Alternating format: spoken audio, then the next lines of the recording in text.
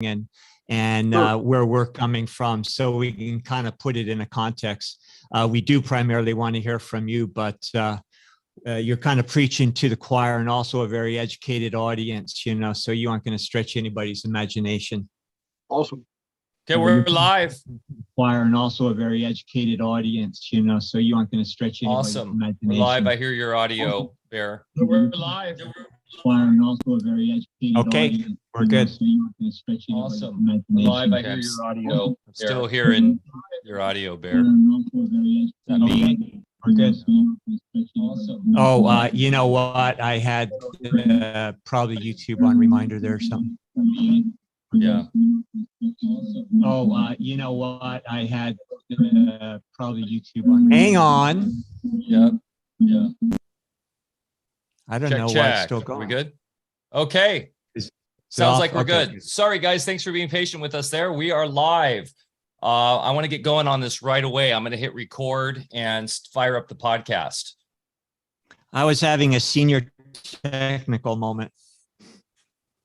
Hey, that happens, even though your tech is better than mine. Actually, I'm catching up on my tech. Hopefully my camera stays on this time. So all good, all good. The maestro. Well, you're supposed to come over here and teach me how to use all this shit. Okay, well, we have the great Jason Breshears on today. So I'm going to hit record and we'll fire up the podcast. And boom, we're back for another episode of AlphaCast. I'm Mike Winter, and I'm here as always with the wonderful and technologically advanced Dr. Bear Paul Lando, sitting in his beautiful studio there, coming to you from the great state of Jefferson on the Smith River here. Spring is in full effect as we actually move right into summer. It seems like we don't really get springs in fall anymore. It's just pretty much long winter, long summer. With the grand solar minimum in full effect, but loving this weather. Going to get a little bit more rain this weekend, and the older son and I are going backpacking tomorrow, Bear. We're going to do an overnighter, our first one, so I'm very excited about that. And everything's going wonderful over here. We thank you guys for all your support. If you are new to Alfa Vedic, check us out at t.me/Alfa Vedic on Telegram. That is a fantastic community, t.me/Alfa Vedic, or on Discord at alphavedic.com/Discord. You can find out all of our information at alphavedic.com. That's ALFAVEDIC.com. Best way to support us is buy our products. They support your own health, keep your terrain fit for the times that come. Our teas are exceptional, the best in the world, I'd say. So go check those out, as well as all the other products that Bear has put decades and decades of his expertise into. And we are getting so many wonderful testimonials about the products. Feel free to check those out on the site. Speaking of testimonials, Bear, the flowing positive testimonials are coming in from last weekend's Music and Sky. Glowing reviews. I will be posting some of those to the Telegram. Our friends Scott, Garvin, Ashley all sent me amazing reviews and testimonials, and it was just a wonderful time. So thanks for everybody coming out and supporting that last weekend, and we will be announcing the larger festival date soon. Anything else coming on your end, Bear? No, I'm just stoked to get into this day, this whole episode here. I've been looking forward to this for a long time. Jason really brings it, and I'm a full-time student of Jason University right now, so I really enjoying being brought back to school here. So let's get into it. Go ahead, do your intro, and we'll get started. Cool. Yes, I'm very excited as well. And the thing I really love about Jason is, as someone who I studied history at UC, the thing that we, of course, learn even in the traditional side of academia is go to primary sources when studying things, right? And Jason gets that. And he's been doing that for over, 20 years, reading primary documents going way back, not just watching YouTube videos and extrapolating content that way. He believes in going to the primary source. I look forward to talking a bit about that today. Jason has been blowing my mind for the last 2 to 3 weeks. So this is going to be a really, really fun talk. Jason Breshears imports his vast knowledge of the occult hidden historical cycles, and profound mysteries today on AlphaCast. We're really looking forward to this one. We'll discuss the pre-flood world and how it foreshadows coming events, the Zodiac as an apocalypse decoder, and prophetic information from ancient texts, including the pyramid, Giza. That's just for starters. I mean, we could go anywhere. Jason's material goes so deep and so broad and on over so many things. I mean, really, this could be a 10-hour talk. We're going to try to stuff as much as we can in a couple hours here. Jason Breshears from archaics.com, and that will be in the show notes below, brings his extraordinary research on the role of artificial intelligence and the history of the human race trapped in a false reality simulacrum. Quote, "We are more than we suppose ourselves to be, fantastically powerful, able to escape dungeon programming, recognize negative default programming, and create our own reality," end quote. Jason's information is for those unafraid of the dark who want the truth undiluted and direct.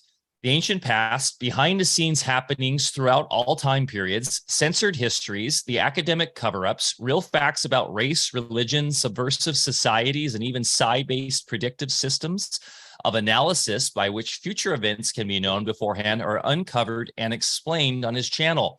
Breshears' research goes deep to penetrate through the layers of deception to unveil new concepts and discoveries about the ancient world, its peoples, beliefs, civilizations, and the catastrophes that ended them. The life events that fueled Jason's passion for the truth to stay the course on this arduous path is equally remarkable. He is a stonemason by trade and owner of Paradise Rock Gardens, where his expertise here has allowed him to appreciate the impossibilities we find in the archaeological record. Jason believes that we are existing in two different realities simultaneously. The collective, which is scripted and includes events planned and executed beyond human ability to alter, and the personal, where we can individually be immune from and separate from anything going on around us. Join us today for this fascinating journey, which will most certainly require mini sequel episodes. Lando, this is a fun one. Take it away, sir. Yeah, this is right up our alley. You know, this is our first talk together, Jason. And first, thanks so much for being here. You're very popular these days, and we appreciate you making time for us. And, you know, I know your channel is archaics.com, your site, as well as your YouTube channel is growing quickly as it should, but not quick enough because, you know, you, as I said before, you bring so much to the table, so much authentic research. And, you know, I've come to the conclusion that half of what you see on the internet is kind of BS. It's just people, you know, parroting at each other. So, you know, here in our little operation, you know, we do real functional things. We do functional medicine based on what works, functional agriculture. I have a chemistry lab where we use old school alchemical principles. And in those endeavors, you get to really see how all the different aspects of nature, including the simulation above our head, how it all plays in, creates the resonance of our reality, and how we can actually take charge and start creating, you know, having a bigger part of this rather than just thinking that we're, you know, victims of this whole thing in the first place. So, so much, I almost don't know where to start here. But, you know, your education was amazing. And I'd like to really have you, if you care to share how you came about all of this information, how it got started.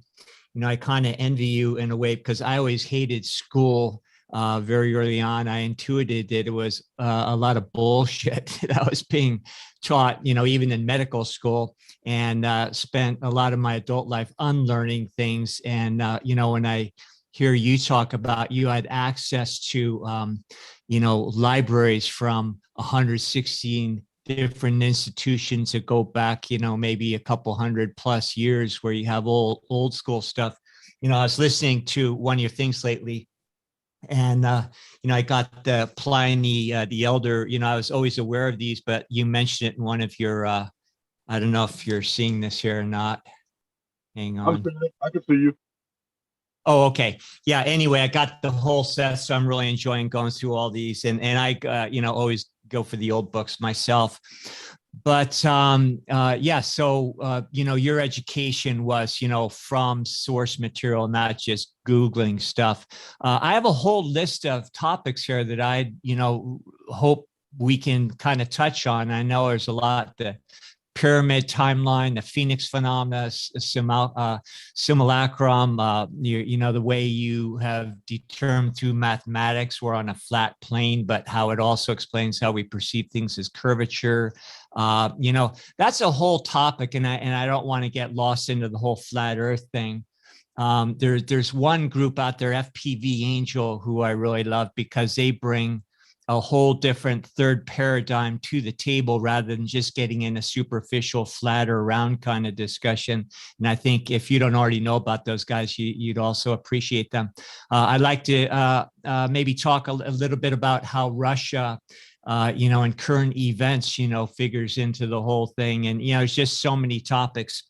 But maybe let's just start with your history and then touch on the simulation. We're big on the simulation here because I have a background in waveform physics, and I approach it from that angle. And long ago, through those studies, I came to the conclusion that this has to be a simulation.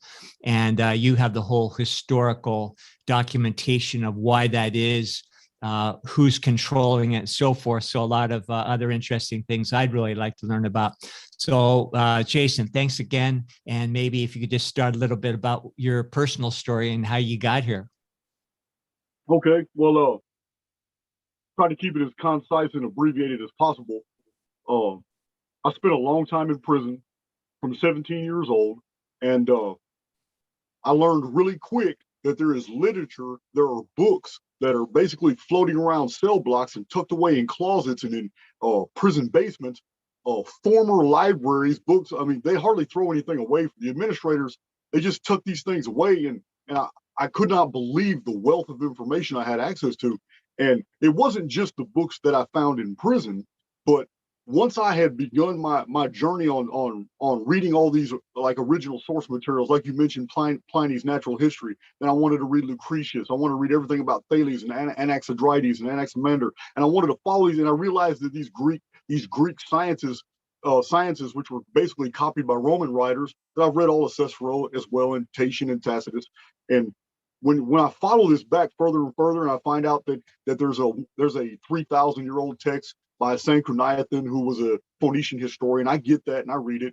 And other guys in prison also took up interest, so they were using their own resources to order books as well. Then I got in contact with benefactors who were finding out what I was doing, and they started sending me books. I would find even more very old books in different prisons, and I joined the prison lending library program. Then I became a librarian, and I had access to all 116 libraries in the Texas prison system. I was able to move books just by mail. Then I hooked up with a guy named Paul Tice, who is the publisher of Booktree in San Diego, and all he publishes are very old reprints. His catalog is fantastic, and I offer it in my website and several different places. But once I got a hold of his catalog, it was over with. There's about 600 books in that catalog that I ordered, and some of them he sent me for free when he realized what I was doing. In fact, he sent me my first 6 publishing contracts. My first 6 nonfiction books were all published by him. So it's the journey was like 19 years, about 19 years. I didn't start this way. I mean, it took an adjustment period as a 17-year-old kid thrown into an adult environment. I was a knucklehead for a while. I got more time while I was serving a prison sentence. I got more time, but I was basically a product of my environment. Things were going on around me, and by necessity, I had to join in. So as years passed, though, I had pretty much isolated myself from the rest of the prison population, and I just started internalizing everything. And my focus was trying to prove that my belief system was legitimate. I tried to set out to prove that the Old Testament was real, and that's not what I found. And the more I studied history, I realized I can't do this without a system. This is entirely too much data to not try to put into some type of system. So the most obvious system that I came up with was chronological. So I decided to organize all my thousands of pages of notes and into a cohesive timeline. I called it Chronicon, and it's already been through like 5 different revisions. The one I have now is 510 pages, and I give it away free in PDF files on my Facebook Archaics group in the files section. But that's a lot of PDF files for someone to download. It's much easier to download just for a couple bucks off Gumroad, and a lot of people do that. But this basically this deep dive into history revealed multiple different things to me at the same time, but I wasn't really ready to receive some of the findings. Although I'm really good at objectifying what I find and setting it aside and compartmentalizing it for the future and just putting it in files away, they continually nag at me things I am finding. And I found not just repetitive patterns, but I found the exact same sequence of events unfolding in different civilizations in different time periods. But in the calendar that was used by that civilization, it was the same year as the same series of events in the same corresponding year of another civilization. And when I started finding these patterns, I started cross-checking them with everything I knew in other civilizations for other calendars that were operable then. Then my research took on a whole new dimension. I really wasn't worried about sequential events. I still recorded everything chronologically, but now I'm looking at calendars and trying to figure out what kind of dynamic would allow for this to happen. What am I actually looking at? So I studied about 40 to 41 different ancient calendrical and timekeeping systems, and I found discovery after discovery after discovery after discovery, as if the collective is heading down a series of reality tunnels that's 100% scripted, and that events are manipulated, programmed, and this led to another series of events. Still, though, even though I'm recording all this in my Chronicon and I'm showing the arithmetic and how impossibly precise these timelines are, I'm still not on simulation theory. I'm still attached to this Newtonian physics BS world that's been foisted upon me all my life, that the media still perpetuates today. So I didn't actually make the jump to simulation theory until my research was basically concluded, and I was going through all my files and looking at everything that I had discovered, from resets and mud floods and cross-calendrical parallels, isometric projections in the thousands, showing that events in the collective could have easily been predicted. All we had to do was know the script. All we had to do was look at the individual years and begin measuring, but nobody was doing it, so nobody could predict them. So these methods I show over and over and over in my videos, how these things can be predicted. And there's been several videos that I've released where I use the exact same methods by which I show history unfolded, and I show my viewers, look, I can predict these things. So in in the year 2020 and 2021, I released a series of videos predicting all kinds of things. Like during Australia's driest season, I was predicting that, hey, next year you guys are going to get flooded out. It's probably going to be the worst flooding season Australia has seen in 100 years. Nobody believed my video, but any Australian will tell you today that's exactly what happened. And there's a series of videos about Thailand, political situations in Canada, all kinds of things going on in America. And because once you've isolated the pattern and you see it operative throughout all of history, it's easy to know the future. It's easy to see it. It's very patterned in the collective. I'm not talking about the personal. I'm not talking about you personally. I'm not talking about any of our listeners. I'm not talking about me personally, because individuals being immortals, cased in basically physical trappings inside the simulacrum, we are totally independent and yet still inside this construct. And I know it's very difficult for people to understand that, but we are basically a universe unto ourselves, and we create circumstances, but we're also like a minnow in a river. That minnow has great latitude to go left, right, up and down, go backwards, go forwards, can go all the way to the terminus and the edge of the river, can go with the flow, go against the current, but that minnow can't survive outside the river. We are inside a collective continuum that's heading toward a terminus, but we are billions of ethereal sparks, tiny little universes unto ourselves. And this is my primary message in Archaics, but none of this was sought for. I was looking for trying to prove the Old Testament is true. Instead, I opened up a Pandora's box of all kinds of things I never would have imagined I would have found. So, if you don't mind another personal anecdote, you spoke, I heard one time about an event, a motorcycle accident, actually, that brought a moment of lucidity, where Okay. that's kind of where you made the shift into seeing the simulation. Could you maybe talk a little bit about that? Then we'll get more Yeah. into some nuts and bolts. Okay. Um, I thought I had all my I's dotted and all my T's crossed. And I was gonna start a YouTube channel. And I decided, you know what? I'm gonna start releasing all my data and all my information in YouTube videos. This was my plan. But I was gonna release all the information on the Phoenix chronology, Nemesis X object, everything I learned, just basically all my studies of all my life. I'm gonna release it on YouTube. So I set out to do that, and I recorded and released one single video. That video was Weapon in the Sky, and it's all about the Phoenix, showing the patterns of the Phoenix till the year 2040. Now, it's a 35-minute video, 45 minutes, something like that. It's data packed, but it was my first attempt at a video, and it's kind of primitive, but it's still one of my most watched videos. But I released that one video, and as soon as I released that video, I had a terrible motorcycle accident. I had rebar go through my leg. I went to ICU. I had a little surgery done on me. My bike, Progressive Insurance had to pay for $8,370 or $8,730 in new parts because I wrapped my bike around a concrete pylon. I landed upside down in the air, and I don't remember where the rebar got stuck through my arm, but I didn't roll or slide or anything. I was upside down in the air, and it was a total body impact.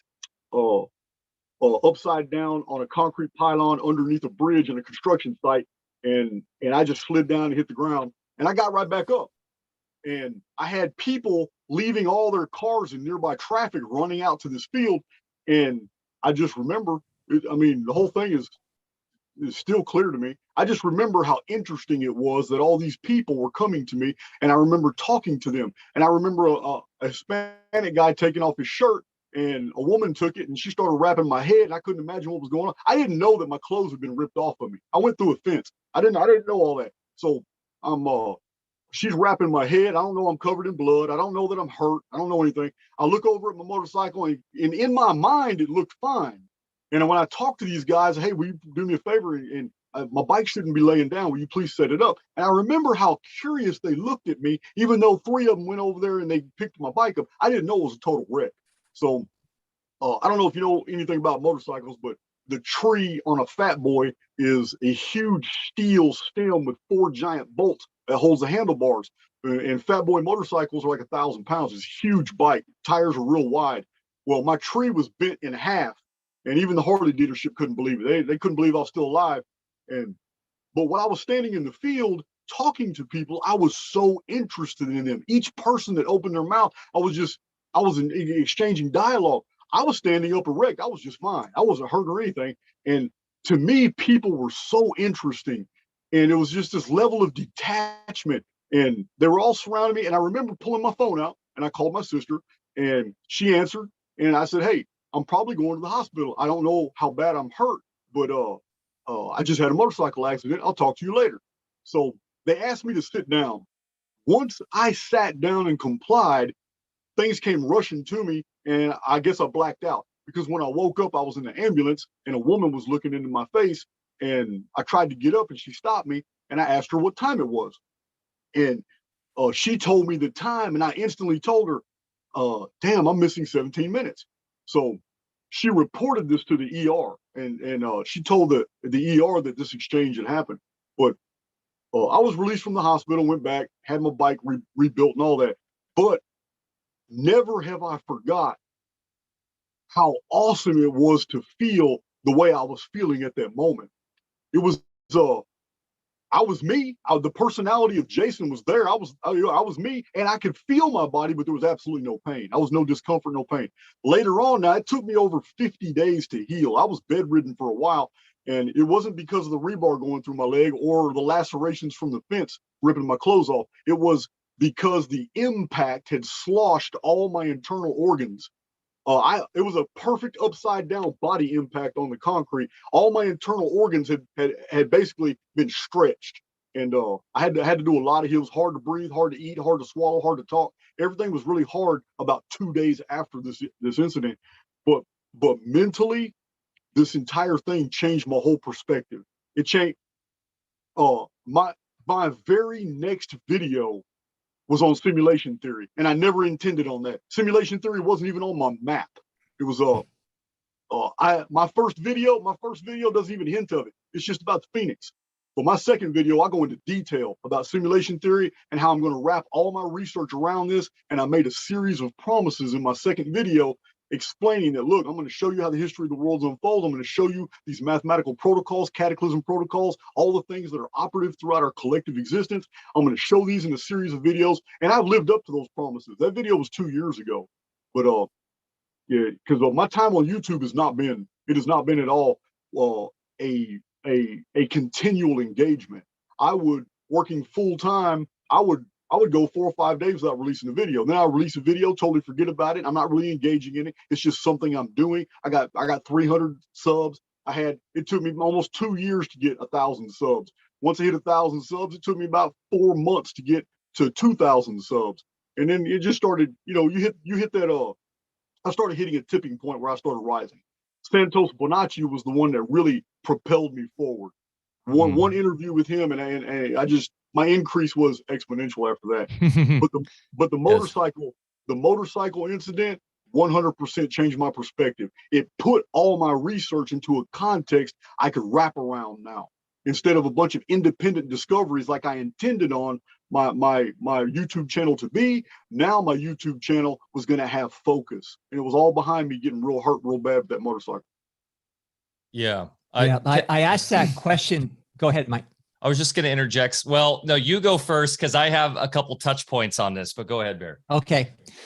So I just wanted to hear that story because, understanding it from my perspective, our whole simulation is a product of electricity, and we talk a lot about that on our station here.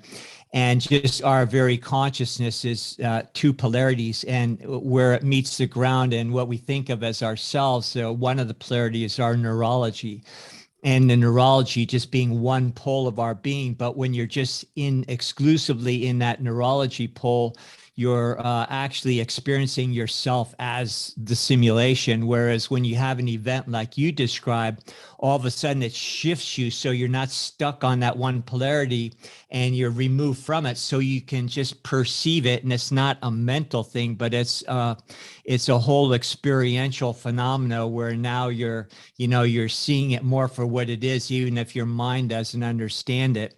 So I just wanted to touch a little bit on that. And Mike, you go ahead and with what you were going to say, and then I wanted to get a little bit into some of the timeline factors.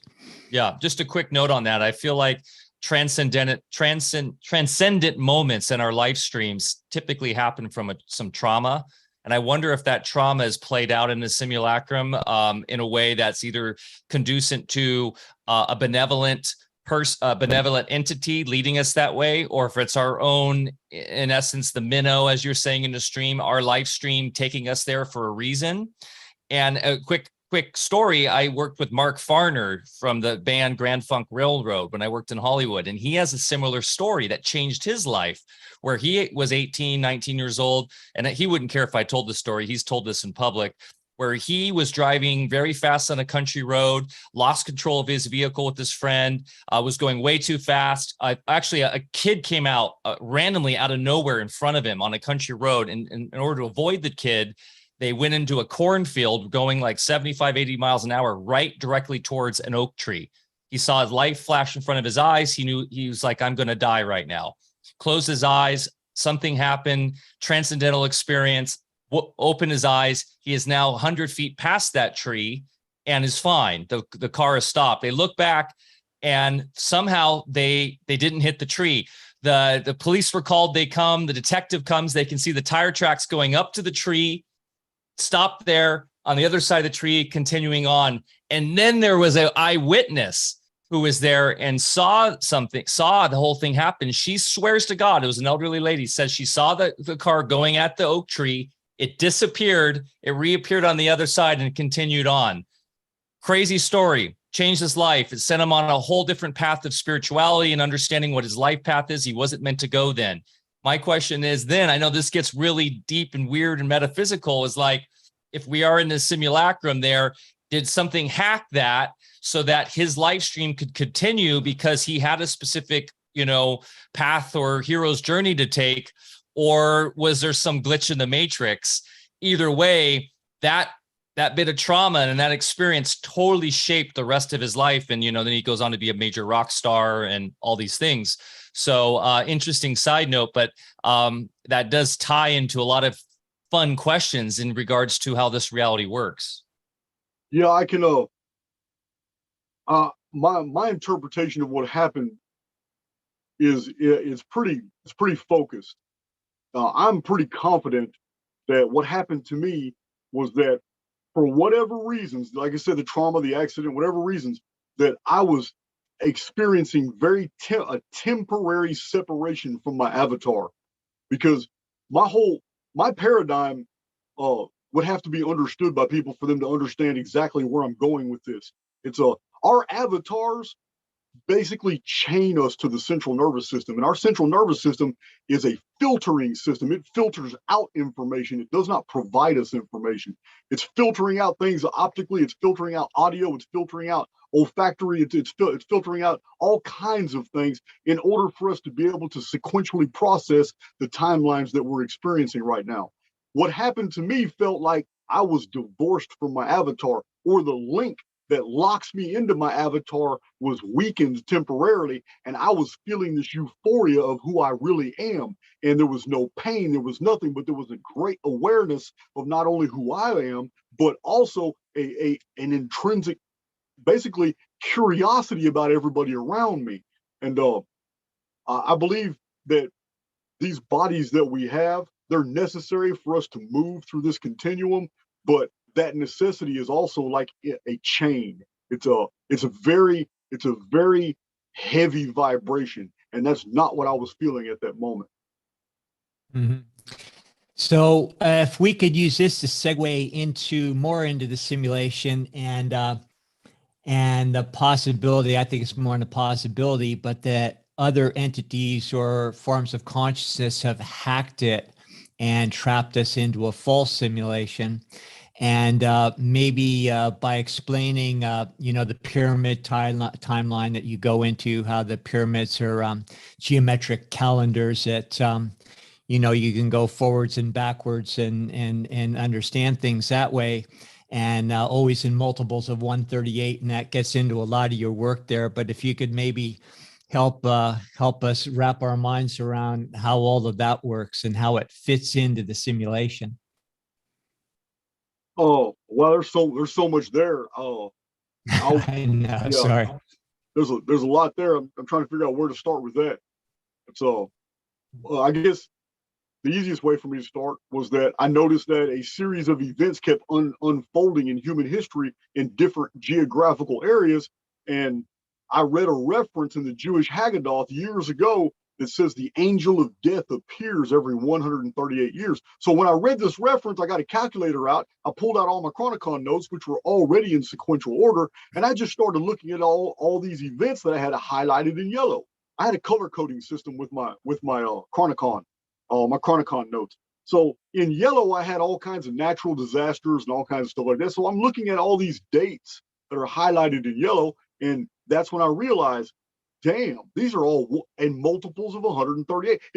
These events may not be 138 years apart. They might be 276 years apart, or 414 years apart, or 552, 690, 1242. I could go on and on and on. But in every incident, these mud floods, these resets, this liquefaction and flux tube phenomena events, these great cataclysms that happen in different areas of the world were all occurred in multiples of 138 years. I couldn't ignore this. I had to post these findings in an entire book. I had so much data showing this that my publisher, when I tried to send him the original manuscript, he was overwhelmed. He said, "Hey, you know what?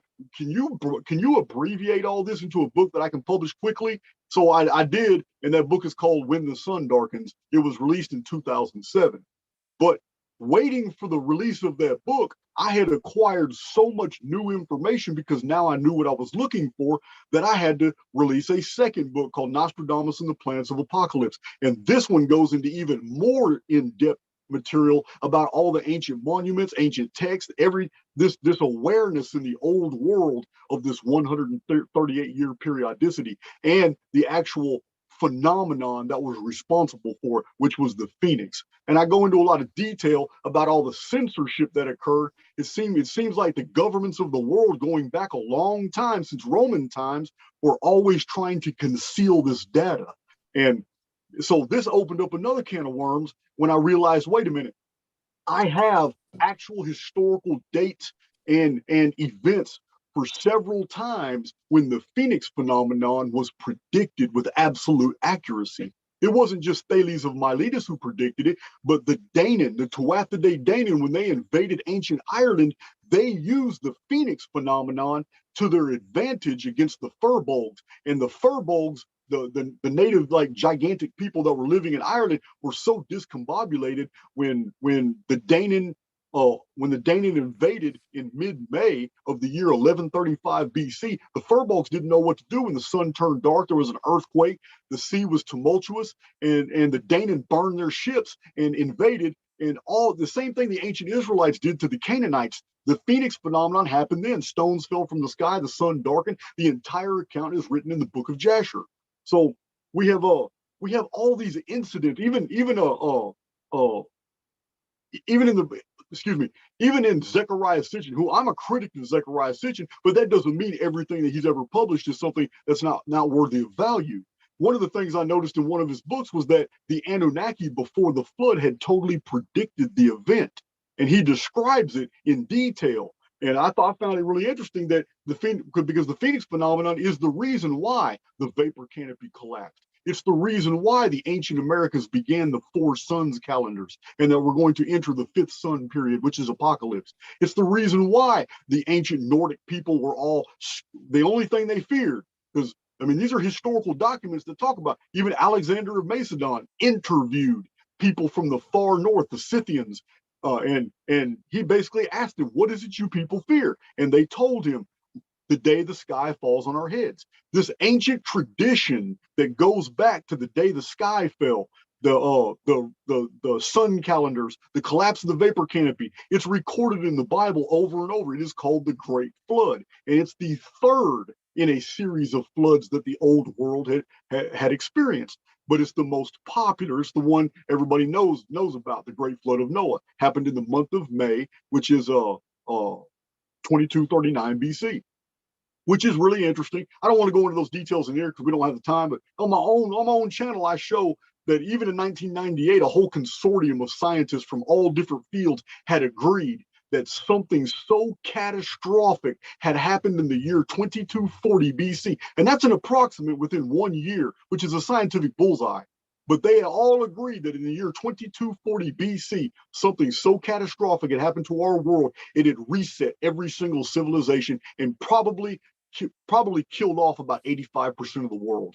So I'm not the one that published it. This was Frank Joseph. Frank Joseph has released these scientific reports in his own published books. And I found those really interesting since the Phoenix chronology and since the chronology of Emmanuel Velikovsky, the chronology of many different U.S. cryptologists, R.A. Boulay, the chronology of Stephen Jones, biblical chronologist who uses the Assyrian eponyms. Everyone agrees across the board that that event was 2239 BC. So, which is interesting because that's on the 138-year Phoenix periodicity. So this is what tells me, because I keep seeing that throughout history, every 138 years, this phenomenon occurs somewhere in the world. Now, it's also very discriminating. There are civilizations it leaves untouched. There are others where communities are almost totally wiped out. And then sometimes in whole communities that are wiped out, there are still survivors that tell us that they were among the elect and they record it. And then we have things like the Colburn Bible. We have the Oralin Dutch manuscript. These old manuscripts have common denominators. They all describe Phoenix phenomenon. The Book of Jasher is another one. Another common denominator, Mother Shipton's prophecies. Another common denominator among these old texts is the fact academia does not support them. And yet they can't disprove or their basically their veracity. It's almost as if there is censorship for a reason. There are things that academia does not want us to know about the ancient world. There are fragments and pieces in the Nag Hammadi text that talk about the phoenix. There are two different Gnostic texts in the Nag Hammadi library that specifically mention the phoenix and what it is for. It is keeper of the calendar, and it's to knock the Archons down. And the Archons are the ones that control the elite, because there's always ruling families among the earth that serve the Archons and do their bidding.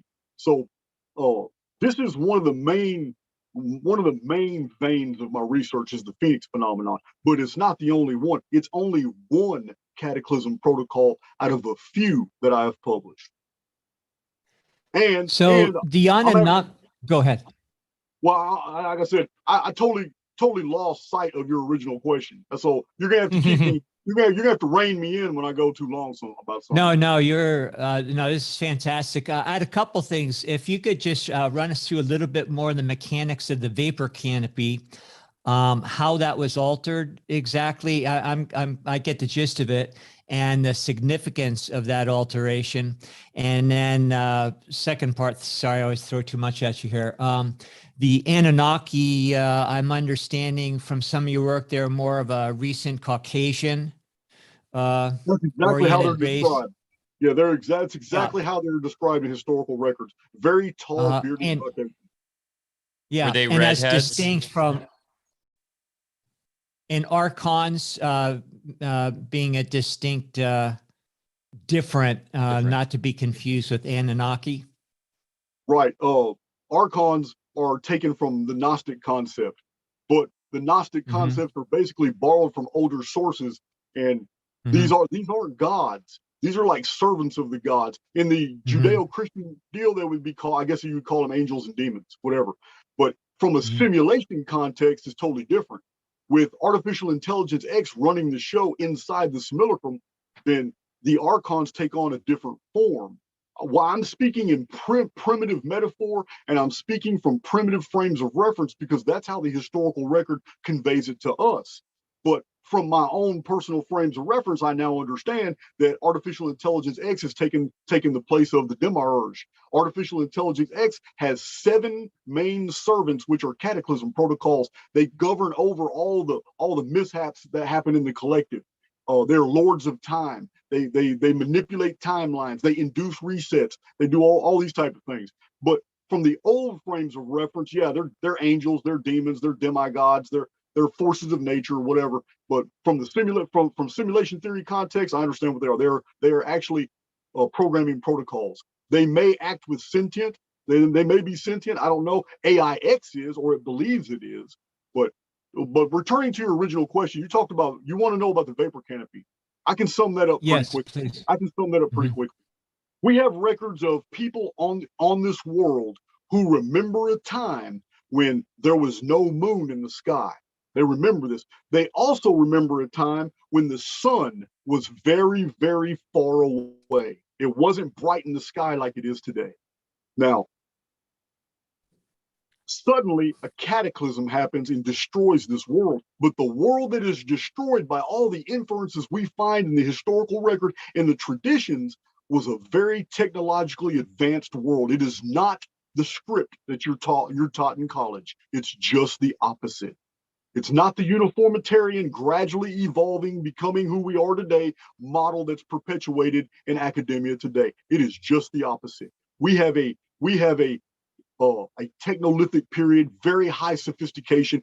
That civilization is totally wiped out, and the survivors basically record the tradition that the pre-Selenites were destroyed. The survivors are small colonies of people, and this is discussed by Immanuel Velikovsky, but you really can't go to his research. You have to trace his source materials to Hans Boehringer and to Hans Bellamy from 1901 and 1902 that were putting these books together. They're fantastic. But the pre-Selenites were wiped out, technologically advanced. They were right here in this world. And suddenly, after the skies cleared, there was a moon in the sky now at nighttime. In the daytime, the sky never cleared. Now there was this thick firmament, this oceanic type hammered glass effect that magnified the stars at night. but during the daytime, it was a solid dark purple light. This went on for over 1,656 years. In the book of Genesis, this period is called the pre-flood world. It is the antediluvian world. There were no sun calendars. There's no sun systems. The Zodiac was not based on a solar mythos at this time. It was all lunar. It was all matriarchal, and it was all stellar at this time period. That's why the older zodiacs are always stellar and lunar based. It is the zodiacs that came late in antiquity are all solar, and that's because the vapor canopy collapsed in 2239 BC. Then the rainbow was then we had the prismatic effect of the rainbow, which had never been seen before. But in the vapor canopy is not something that I invented or even really discovered, because 6 books before I even came onto the scene, 6 very scientific books about the vapor canopy world have already been released, and I have a video on my channel about them. I name the authors, I show the book covers, going all the way back to 1920s, 1930s, 1940s, 50s, 60s. These books have been released. In Glen Rose, Texas, today, there is a biosphere, a very large containment biosphere has been created by the scientific, I think it's a Creation Research Institute, where they have replicated these vapor canopy conditions, and they have grown fruit flies and cockroaches and frogs to extraordinary sizes. They have also basically triplicated their longevity, made them live 3 times longer by trying to replicate this increased oxygen, this total filtering out of all UV rays. And that's what the vapor canopy would have done. It would have been about 6 miles thick layer of water droplets that were suspended high in the atmosphere, which we know of right now as the mesosphere. We already have a vapor canopy up there. Right now it's only at about 0.01% of its original capacity. It's collapsed. The thin layer that's up there now is scientifically known as a mesosphere. But in ancient times, that mesosphere was miles thick. And Genesis is very clear. In the book of Genesis, it says that every single morning and every single evening, the sky basically rained a dew, and there was no rain, there was no storm clouds, there was none of that. Every evening and every morning, all the herbage and all the plants were watered from the sky.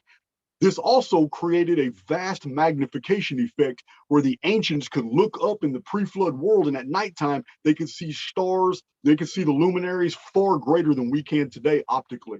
We can better with telescopes, but they could see it with the naked eye. It was a magnifying lens. But during the daytime, with the sun on the outside of the vapor canopy, we had the situation of a solid sky that was dark purple, and you could never see where the sun was located because of the light diffraction. It was just a lighter sky. Then the nighttime came, and the vapor canopy collapsed. This went on for 1,656 years until the Phoenix phenomenon collapsed the vapor canopy and ended that time period. Once that happened, humans quit growing to astonishing sizes. Animals, flora, and fauna quit growing to astonishing sizes. Trees didn't grow 400 feet tall anymore. The entire world changed in a single day in the month of May in 2239 BC. Vapor canopy has been gone.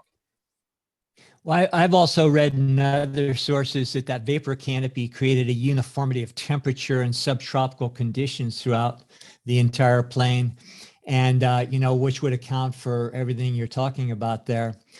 So, well, actually, just to speak on that, what you just said right there is the exact. It's the exact reason why we have old world maps of Antarctica. We have maps of island chains that are today covered in 1.5 miles of ice in the Arctic. Well, what you just said is the exact reason that Charles Hapgood and other researchers have published these old maps, and you can see what the original terra firma was below the ice caps. It's because at that time period, we were far more advanced. We were already mapping. Cartography was an old science. They had already mapped the entire world. But the world that we have it now for thousands of years is covered in ice at the extremities. So that's exactly what you're talking about. Yes, the world was one temperature, so that ice was not there. So basically the world was one large greenhouse. And it's funny that they have inverted that to have us fearing the greenhouse effect, right? Yeah. Nowadays. So what was I've listened to some of your videos on the vapor canopy, and it's mind blowing. It's such an interesting concept.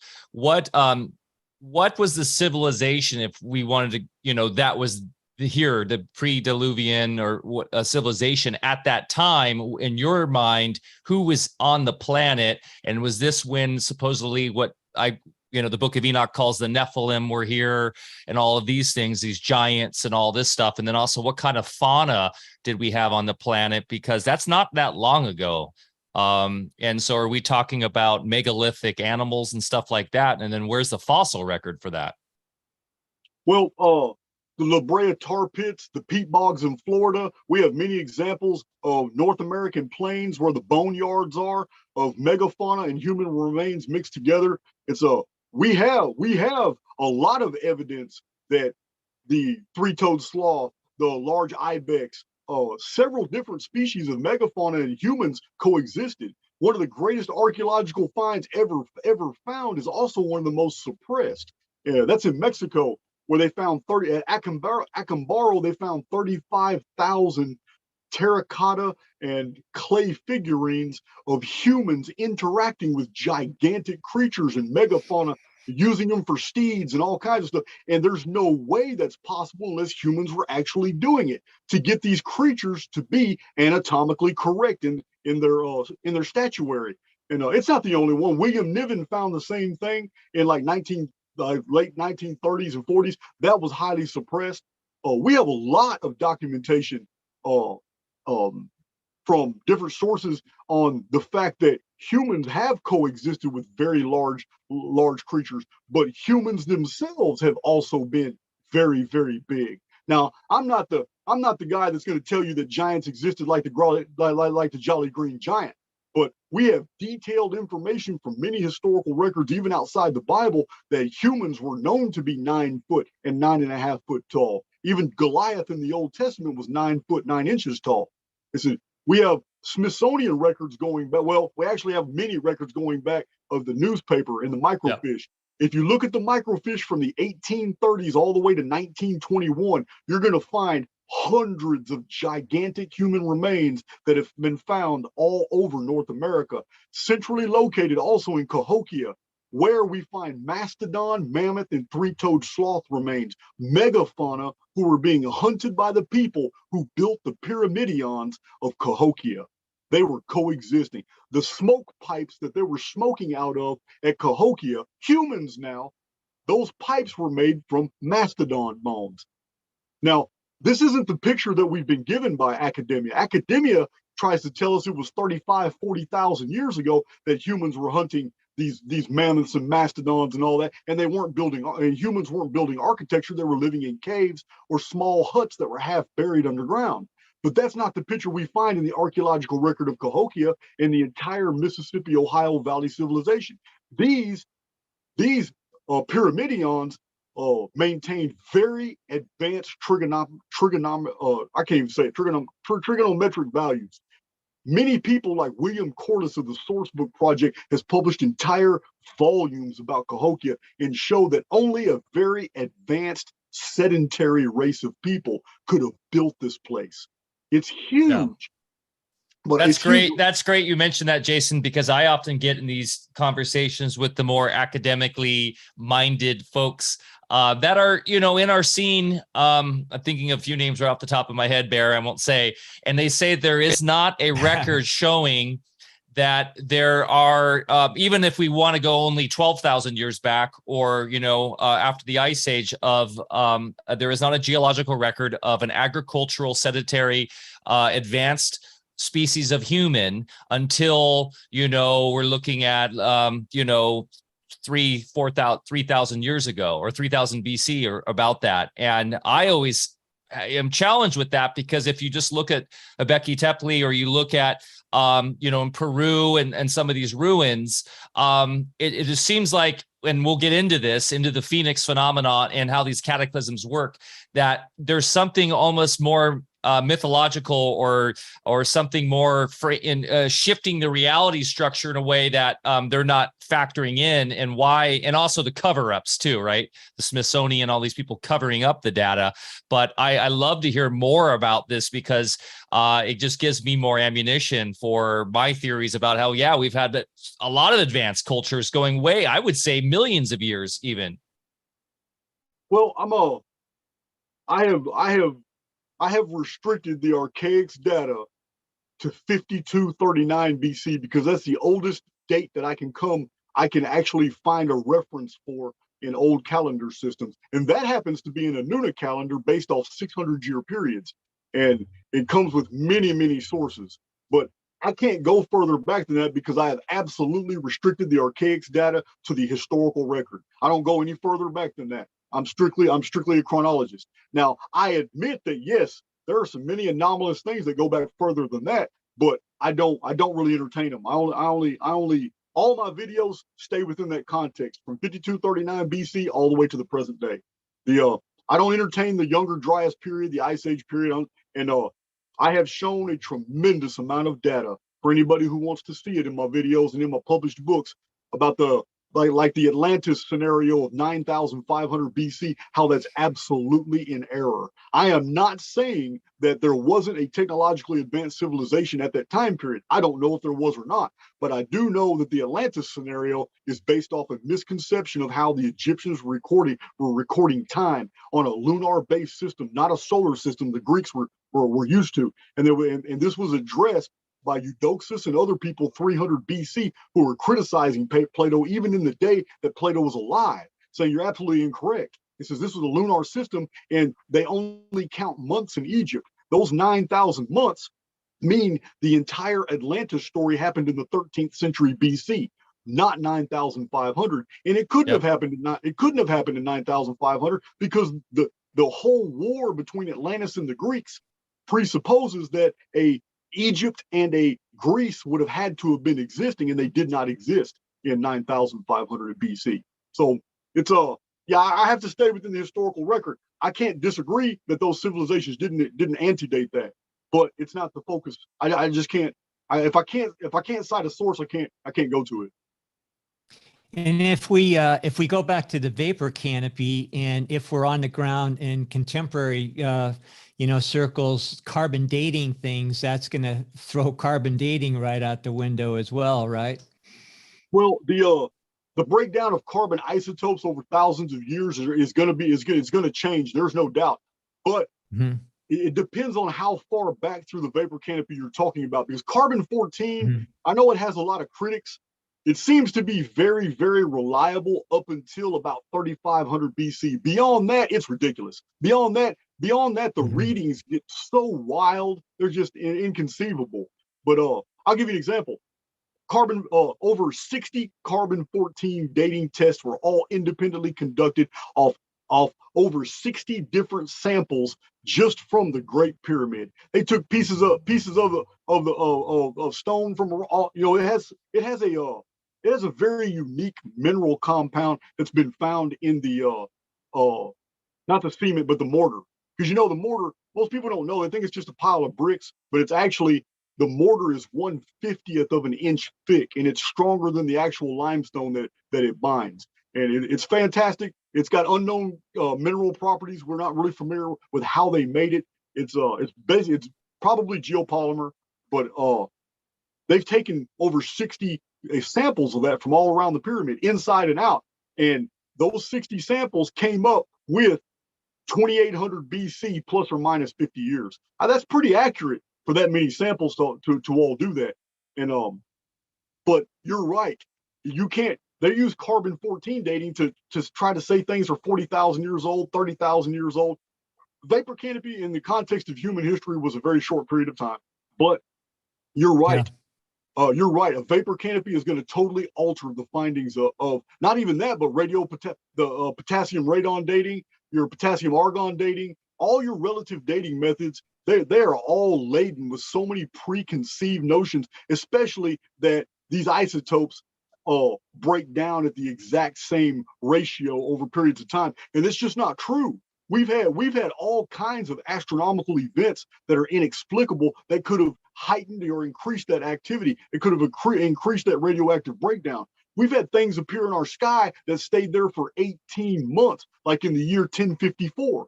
In the year 1054, there was no nighttime for 18 months. This is very well documented in many history, from China, from the ancient Orient all the way to Europe. It was widely known. Now we know, well, we don't know this. We don't know this, but our scientists today tell us that it was an explosion in the Crab Nebula, and a supernova had occurred, and the light just basically lit up the night sky for 18 months. Okay, that is an ex post facto interpretation. There's no scientist alive today who was actually there when it happened. All we know now is when we take a picture of the Crab Nebula, it looks like an explosion. But we don't know if that's what it was. Because remember, we're living in a simulation, and it can produce whatever optical phenomena that it needs to produce to fool whoever it needs to fool. So all we know is that in 1054 to 1055, there was no nighttime. It was total daytime, in night and day. So it probably was a nova. I don't know. But that event could have altered isotopic breakdown. That alone would have affected some of these carbon-14 readings and potassium argon readings and all that. Because we even know other relative dating methods that are absolute BS, like dendrochronology. If you go look at the science books from 50 years ago, they touted dendrochronology as an absolute method to date all kinds of volcanic eruptions, to date earthquakes, to date all these things. And dendrochronology, whole books were published about dendrochronology. And then in the 90s, some scientists get together and publish a report showing that all of it's bullshit.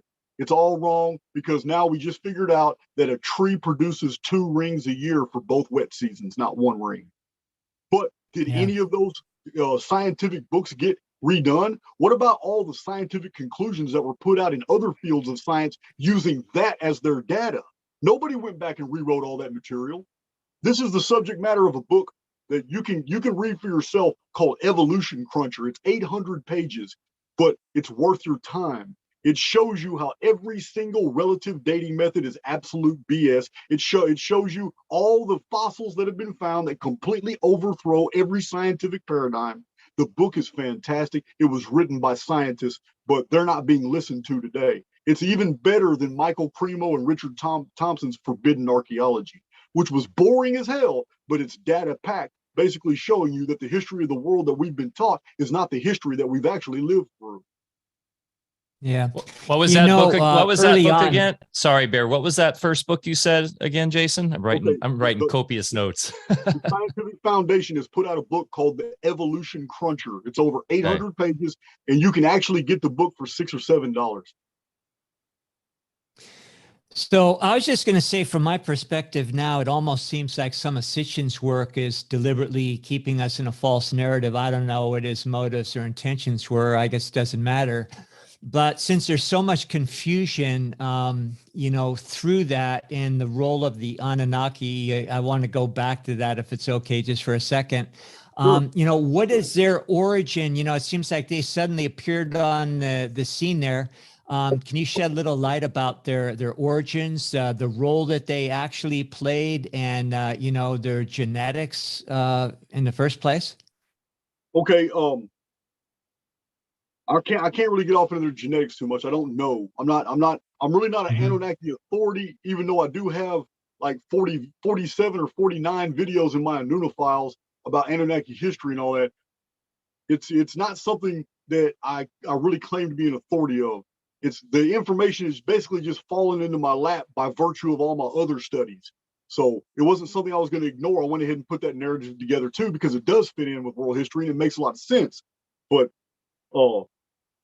we have the situation of the Sumerian records, which were accurately translated by Zechariah Sitchin at first, as he showed over and over and over that the beginning of the historical narrative to the Sumerians was 432,000 units before the flood, and that all Anunnaki and pre-flood history happened during those 432,000 units. We know from historians over 100 years ago, like Samuel Noah Kramer, who have published that the word shar was a unit of measurement. because even ancient ship captains on their manifests, which we found in cuneiform tablets, we have found everything that was in a ship's cargo measured in shars. This tells us it's a unit of measurement and not what Zechariah Sitchin said. Sitchin said it was a year.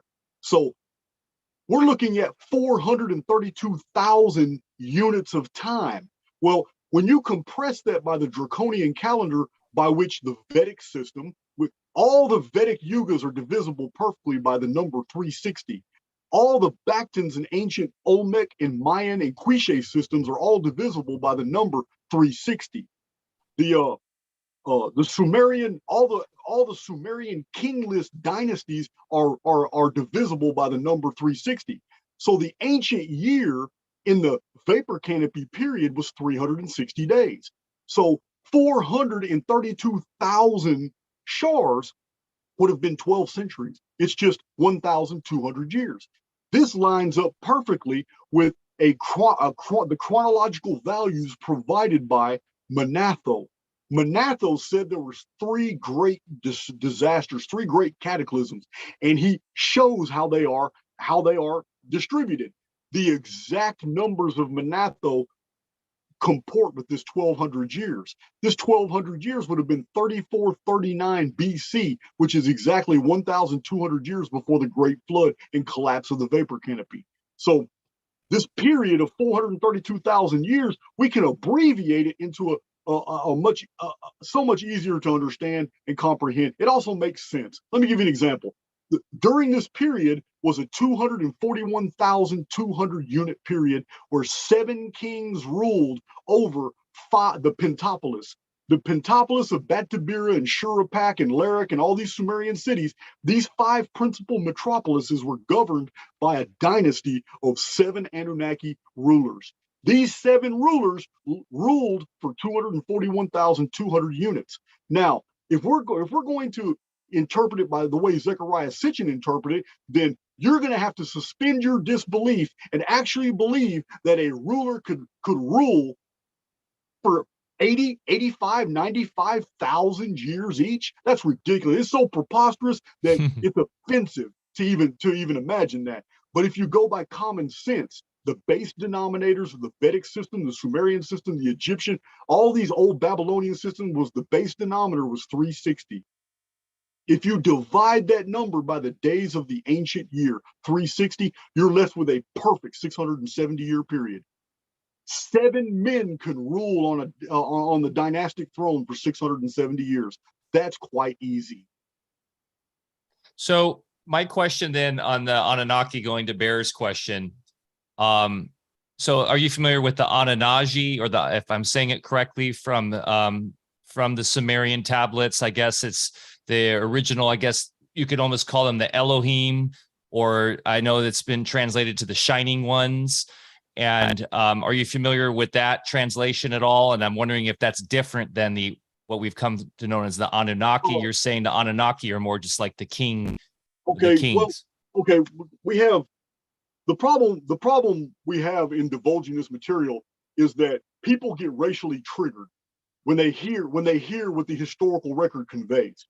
And it's really, I have addressed this in my Anunnaphiles videos, but Thor Heyerdahl is so much better at putting all this information together. In the 1930s and 40s, when he visited 60 or 70 islands in Micronesia, Melanesia, Polynesia, Oceania, he went all over the world in a reed boat, and he talked to the natives and learned their traditions and found out it was the same thing that historians 200 years ago were finding about among all the indigenous American peoples. Is the exact same stories. The story is exactly what the Sumerians told. We have with the Sumerians a olive-skinned people with jet black hair and jet black eyes. The Sumerians prided themselves as the black-headed people. They were not a black people, but they had dark features like dark eyes, dark hair, olive skin, and they were short of stature. They were the exact same genotype as the people of ancient Egyptian Delta, the same people of the Urim Baba of South America, the same people of the Yangtze River in China. These great river civilizations all basically had the exact same type of people, and they all tell the exact same story, that after a great cataclysm and loss of life, suddenly fleets of ship appeared. In the Sumerian version, those fleets of ship came from a place called Dilmun. And from Dilmun, they came in waves. And one of the very first rulers among these, a great navigator, mathematician, architect, they looked up to him. He was technologically advanced. He was a benefactor. He was kind. They loved him. He was Enki. But Enki initially was just a part of a consortium of these overseers, these Anuna. The Anuna didn't get a bad rap until later. Initially, they were seen as benefactors, and in the Book of Enoch, this is seen too. They were called the Watchers. They brought metallurgy, they brought agriculture, they brought all kinds of sciences and architecture, mathematics, astronomy. They brought people and they taught them all these things. But in every instance, they're always described as very tall, and they were a bearded people. And the beard was a mark that completely separated themselves from the local indigenous populations. The beard, to them, separated the gods from ordinary humans. This is how the ordinary indigenous post-cataclysm people regarded these invaders. They regarded them basically as all throughout the Sumerian records, the Anuna, the Anunnaki, they are described basically as humans, but they have beards. Whereas the local people were smooth skinned, smooth faced, they couldn't grow facial hair. So we have this situation that's ubiquitous. It's not just ancient Sumer. It's all these civilizations. The Yangtze River was developed the same time that the fleets arrived in the Tigris-Euphrates basin, the same time fleets arrived in China, the Yangtze River, the same time the Ainu arrived in ancient Japan, the same time that fleets also arrived in the Egyptian Delta, the same time that fleets arrived in the Urubamba River in South America. The reason is because in 3439 BC, the Nemesis X object appeared and 1/3 of the entire world's population was decimated in minutes. It was a cataclysm that was focused almost entirely on North America. And I go into great detail in my own videos and published books about this destruction. The beginning of Anunnaki history is actually a post-cataclysm people in survival mode who have now appeared among indigenous peoples in other areas of the world. North America, people who thinks that there were most people are of the opinion that nothing in North America has ever been found. It is far from the truth. Oil companies going back to the 1870s, 1880s, and 1890s, there are hundreds of reports that from 60 to 200 foot depth all over the entire North American continent have been found evidences of an advanced infrastructure that was completely buried. The whole impact area is the Montana Badlands. Some of the Rockies were created in a day, and wooden ships have been found inside mountains. Whole human communities were buried when there's mountains on top of them now. This is the origin of the Calaveras skull and the skeletons that have been found in California. All throughout North America, an infrastructure had been buried in minutes. And William Corliss of the Sourcebook Project provides a lot of this data.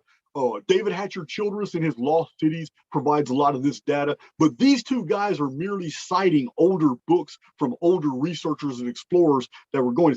And we even have the testimonies of Native Americans. The Native Americans even admit in their own testimonies that there was a Caucasian race in North America that had been completely obliterated by the gods, and there were no more. And these traditions have all been recorded, but the problem we come across is academia today is pushing a socialist narrative. That socialist narrative does not allow for any Caucasian civilization to have existed in North America in the distant past. It refuses to admit any of this. It will not admit it, and anybody who promotes that theory is labeled racist. So this is why you won't get any actual professionals in academia to even touch this topic. You have renegades and mavericks like Barry Fell, who wrote the book America BC. He's not the only one. You have another guy who I plugged last night when I was live last night with Decode Your Reality, Logan, and I was telling the viewers last night, you need to look into Jonathan Gray. His website is beforeus.com. He wrote a book called Dead Men's Secrets.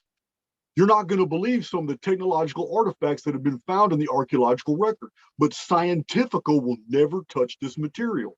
They're just not going to. So, and this is why across the the board. Smithsonian. It's why the Smithsonian exists. Well, To cover it all up. Yeah, no doubt. The Smithsonian has been sued for filling wooden ships up full of artifacts, sending them out into the Pacific and burning them. So, yeah, the Smithsonian is a censorship engine. There's no doubt. So, the worst thing you can do is And now, National Geographic too, which is owned by Disney, of course. Well, I mean, the infrastructure for censorship has been well in place since the 1920s. There's no more artifacts coming out. And if they do, they get labeled as hoax real fast and forgotten. But even today, oil companies and construction companies are always finding evidence of prior architecture. However, there's new legislation out since the 1980s that basically prevents them from even reporting this material, because if they report it, then all their building has to stop and the government has to come in here and do the excavation themselves before they will allow the construction company to keep doing what they're doing. So oil companies don't even report finds anymore, especially the finds that they were finding in 1910s, 20s, 30s, 40s, and 50s in coal seams, because the United States of America is built on layers and layers of coal seams, and human architecture, human artifacts, and humans have been found spread out through all these coal seams. Something very, very devastating happened to all of North America. So Nemesis X, what is that again, and how does that differ from Phoenix? And maybe we could just give a brief synopsis of each of these and go deeper into that. Bear, what do you think? Yeah, and I think it's also a good segue into the big question, which is who's controlling the simulation? Okay, Nemesis X object in a nutshell is it's a totally different cataclysm protocol. It's every 792 years, and it too is very well documented. Although it's never called Nemesis X, that's what I named it. I named it Nemesis X object because X, again, just like artificial intelligence X, it's an unknown factor. So Nemesis is called Nemesis X because in the simulation, we are made to believe through the historical record that it's another planetary body that made its way from the Nemesis cataclysm. Now, we haven't gone through that in this video, but in my own channel, my own viewers are very familiar with the Nemesis cataclysm.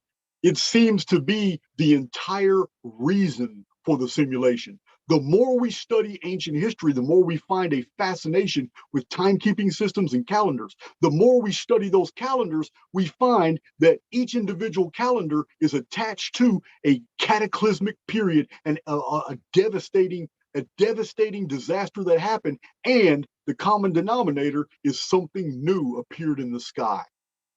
It might be the sun, it might be the moon. Every once in a while, every 138 years, it's the Phoenix. Every 792 years, it's Nemesis X object. Every 394.5 years, it's the dark satellite. We have all these cataclysm protocols, and if we were to use common sense and go by a Newtonian physics model, then we're made to believe by the simulation these are orbital periods of bodies that routinely visit Earth. But common sense also dictates that this is absolutely impossible, because nothing over 5,000, 6,000 years of astronomical history could ever maintain so perfect mathematical periodicity as to appear every 138 years on May 15th. Or every 792 years on November 1st, the Day of the Dead. There's no way in real astronomy that any astronomical bodies could do that, because in the Newtonian universe that we're taught about, we have all kinds of tidal forces that would provide nuances of a couple of weeks, or even Halley's Comet doesn't appear on time and on schedule every time. It's been noted because of gravitational nuances. Now, when I'm speaking about these astronomical terms, you have to understand I'm speaking from the perspective of everything is optics, and this is all simulated. But in order for it to be simulated, that infers that the simulation must be an exact replica of something that is real, or there's no use for the whole scientific experiment to begin with. There's no reason to create a pseudo reality if the real reality is not almost an exact replica. It's catch-22. So my personal belief is that we are in a simulation. the purpose of this simulation originally was about survival. We could do all kinds of experiments inside this simulated context because whatever we did in here would be completely free of cross-contamination with the real universe. We could simulate all kinds of genetic experiments. We could simulate all kinds of atomic, new energies, hydrogen. We could do whatever we wanted inside the simulacrum, and there would be no risk of contaminating anything on the outside. We could use this as a school. We could learn how we were going to survive. This is the only conclusion that I can make based off my research. It would not make sense for all these calendars to always begin with a cataclysm, with the appearance of something new in the sky, and then following world history all the way to this great terminus, this first reality collapse that will happen in May of 2040, followed quickly by the one in November of 2046, and then a period of instability where somebody begins to rule the world claiming he is somebody he isn't until the return of the chief cornerstone, then the beginning of the Stone Kingdom, where for 72 years until the final collapse in 2178, that we're going to see what a real civilization is supposed to be run, how it's supposed to go. It's going to be, I know Christians believe it's a millennial period, it's 1,000 years and all that, but that's not what we have codified in the simulacrum. It's a 72-year period where the whole world is basically going to see exactly how a society is supposed to be ruled. And I personally believe the reason for this is because the only people that will be in that society are errants. Those who have made it through all the life sims, those who have qualified, who have received a real name and no longer just an avatar.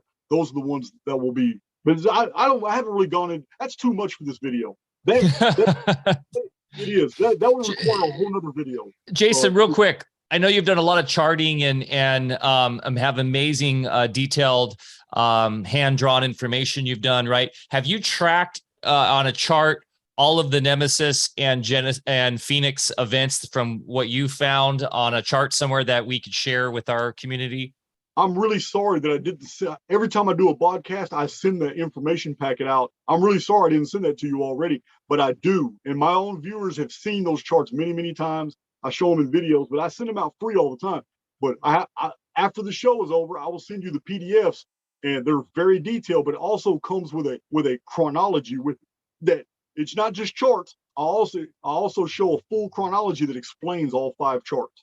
And yes, the Nemesis X object, the Nemesis X object is, now you have to understand, because this is an abbreviated presentation, 5 PDF color charts and a whole timeline, you have to understand, you have to go to my published books or watch my videos to see the source materials. This is just this is just for people to see, to basically get the general idea of what the chronology looks like.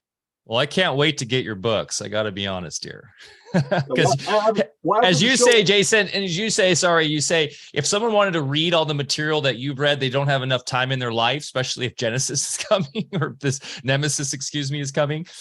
So you've done all the work, and I can't wait to get your books. Yeah, it would. You know what? It is a wild claim that nobody would have time, but I really can't see how, because I mean, 19 years of data mining, and I'm doing this for 12 to 14 hours a day. And I mean, yeah, I don't see how anybody today, it takes time to drive to the store and drive back and do a little shopping, much less raise kids, work jobs, do all that. I mean, where are you going to find the time? I don't see it. We'll have that all in the show notes below for everyone to check out. And just to be clear on the chat here, so people are asking, like, when is the next event? So 2040, 2046, which is which? It sounds like we're going to have a great conjunction of both of these phenomena, and that's a very rare thing. Okay, the data sets that all point to 2040 are totally independent of those that point to 2046. What's really interesting is over 500 years ago, 2 personalities released independent prophecies about both 2040 and 2046. One is Mother Shipton and one is Nostradamus. And I have videos that explain exactly how you get to those dates from their poems and from their prophetic texts. But 2046 is shown in multiple ways. Diehold Foundation uses gematria. Douglas Vaught uses gematria to show that 2046 is the next pole shift date. David Davidson, an engineer in 1926, published a chart of his geometrical analysis of the Great Pyramid calendar, he concluded that the final year of that calendar that the Great Pyramid encodes is 2045. And this was done in 1926. My own research is totally independent of these guys, but it does, I mean, it all lines up. And further, it's to be noted that my original research goes back to 2003, 2004, and 2005. That's when I began releasing my findings to the public about 2040 and 2046. I'm only just now popularizing the material. People are becoming aware of it. But my published materials, my articles in Paranoia magazine, and my findings in my very first published book, 2006, and then again in 2009, these dates were already published. I had already pretty much made those discoveries. Like I said, it's just now becoming popular. But way before 2012, I was already explaining that nothing's going to happen in 2012. The arithmetic for the Mayan long count is an error. In 1952, they didn't know what they were talking about. They totally miscalculated the 1,872,000 days of the Mayan long count, which is divided in 13 backtons of 144,000 days each. They determined that it ended in 2012. They're absolutely incorrect. I show the math in my books and in my videos. Anybody can follow it with a calculator. That 1,872,000 days ends in 2046. Jason might have frozen on us there, but Barry, you said you have the charts there you can show as well. Jason, can you still hear us? I can hear you. I can hear you fine. Okay, yeah, it seems like your video froze on my end anyways. You did. As long as we can hear you, that's what matters. Bear, you're going to share some of those charts that you said you have the Jason to show on screen here, which would be great. And one thing that, people often get their cortisol levels up, Jason, when they start hearing about cataclysms happening in their lifetime. But one thing that we got to stress is this simulation was created by, it sounds like, benevolent us, like outside of this simulation, we are in some other realm or some other kind of real reality. And that we right now in our avatar body enjoying this simulation, using this to, as a lot of the even new agers say, to ascend up, to level up, to have experiences. You're saying more to be able to kind of have scientific research or do different things in this realm, not to affect the other reality. But that being said, just because we have cataclysms doesn't mean that that's the end, right? That just means our experience in the simulation at that time is going to change and it's going to shift. And it's really kind of wiping the slate clean so we can start over again and continue on. But also it's interesting. It sounds like you're saying that they're ending the simulation finally. Oh, there's no doubt. The arithmetic of our existence has a countdown embedded within it. And I have shown this in some of my other videos, the mathematical experiments we've done using our own computer simulation. Some of it's confirming some of the tenets of like Elliott wave theory, where that also promoted the idea that there is some type of entropy that is inside of our own arithmetic, and they're 100%. It happens to be coming up pretty quickly for us. It's the year 2178 of our calendar, in the Anno Domini calendar. And for those of you who are really interested right now, our year right now that we exist in is 5916 Annus Mundi. This was the last time that a new heavens and a new earth appeared. A destructive pole shift that was so terrible that the survivors believed that it was a new heavens and a new earth, and they considered it to be year one of the ancient world. This is the old Freemason calendar. Rosicrucians used it too. It's called the Annus Mundi calendar, and it's pretty popular. It goes back to the Alexandrian times. So getting into more of this sort of I guess it gets very spiritual here when we start talking about great resets and all of this. And you do a wonderful job of explaining like your 1902 material is fascinating to me. And essentially you kind of come down to the theory that really this entire simulation starts at 1890. Is that correct? Yeah, that's a little heavy for this video, but yeah, I agree. Well, we've done full Tartaria videos here and gone deep into all sorts of, metaphysical stuff in terms of resets and all that. So my question is, on that side of things, why 1890? Why that aesthetic? If we have a very advanced ability, a very advanced civilization to create this sort of simulation, this simulacrum, why start it in this sort of agrarian, horse-drawn technology time period instead of some very highly advanced time period where we are, psychic and doing all these amazing things within the realm, so we can continue this research inside the simulacrum? Why start in 1890s railroads, coal-driven railroads and horses? Just a curious thought. And also, when we reset and start, will we start over again eventually back into the 1890 time period, or will it be something completely different? Well, first, the version of the simulacrum that we are inside right now, I do believe started in 1890, and for many reasons. Now, but we were in another version prior to that, but something happened in the 1800s by which a reset was required, and I'm not really sure about that. Listen, the 19th century is very bizarre to me. The year, Phoenix has always been keeper of the calendar. So 1902 happened on schedule.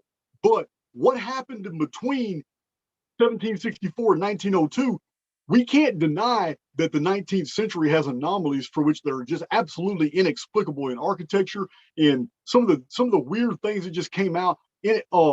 Autodidactic has put out some really good things that I have noticed, such as one of his recent videos is about all the insane asylums that were all spread throughout Australia.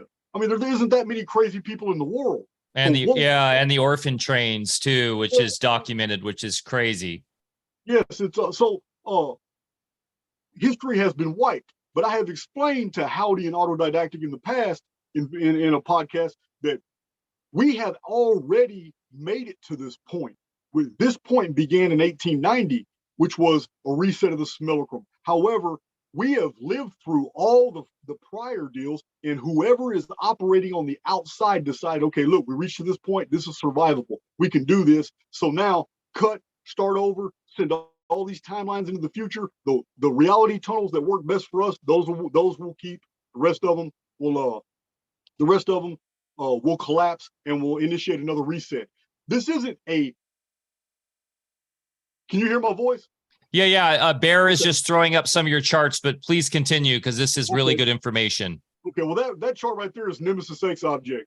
Yeah, it's 60 years perihelion, meaning it's in the inner system and close to Earth for 60 years. Then it catapults out toward Nemesis, which is south of our solar system, and at extreme declivity. It's the reason why all the planets starting with Earth going out toward Pluto are all inclined to the axis on the obliquity. But so this is like Nibiru. Yeah, well, I hate calling it Nibiru because Zechariah Sitchin completely contaminated that. Yeah. But for folks who are familiar with that reference, that's what this essentially is. And there is historical record of seeing these kind of astrological bodies coming into the sky. Every date you see on there, I have actual historical references for. Yeah, every single. This is the Phoenix holography right here. This is the actual chronology of the world in 138-year Phoenix visitations, and every date you see on here, I have historical citations for. And with the Phoenix, these are oftentimes a certain locality that is affected. It's not a global scale. Well, that's my one question. And then second, why Phoenix? Do they literally people see a fiery Phoenix in the sky? Well, it is described as a fiery red dragon. But on the prior chart, it was color coded to show you what kind of Phoenix episode it was. This right here is the 600-year Anuna calendar. This was the calendar that was used by the Anunnaki. It's it's mentioned many times in the historical record. It's a 600-year period. Yeah, you see the star, you see the Phoenix stars that are black? Yes. Okay, these affected the entire world. These are worldwide. The legend is on the bottom, but you got it cut off on my screen. It doesn't go all the way. But so the 1656 years pre-flood world, that's the vapor canopy period. So there was you're showing 2 worldwide Phoenix cataclysms before that. Yes. Very interesting. And that does tie into Old Kingdom Egypt and stuff, correct?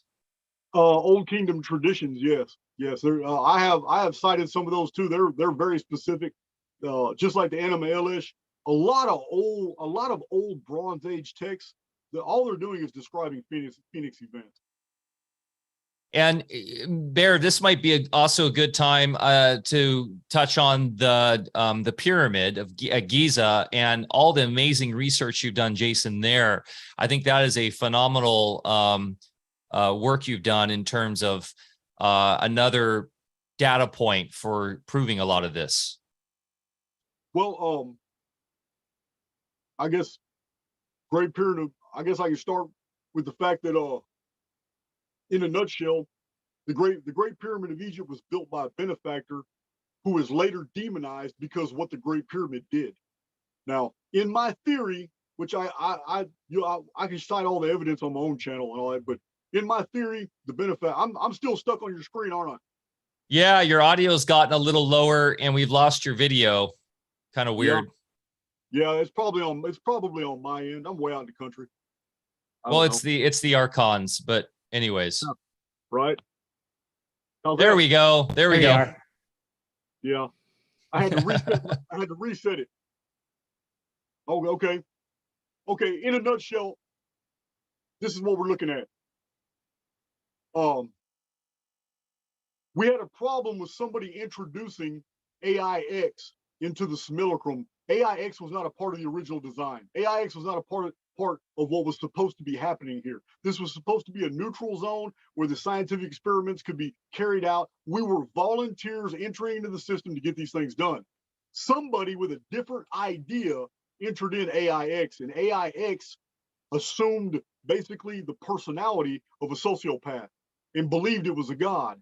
And you see a lot of good evidence for this, like in the book of Exodus, Numbers, and Deuteronomy, when you basically break down the character traits of the God Yahweh from the burning bush. And you see the commands he was giving, the people, the Israelites he was ordering to be burned alive, impaled, basically commanding the Jews to go into the Canaanite cities and dash babies' heads on stones. All of this is very literal in the Old Testament.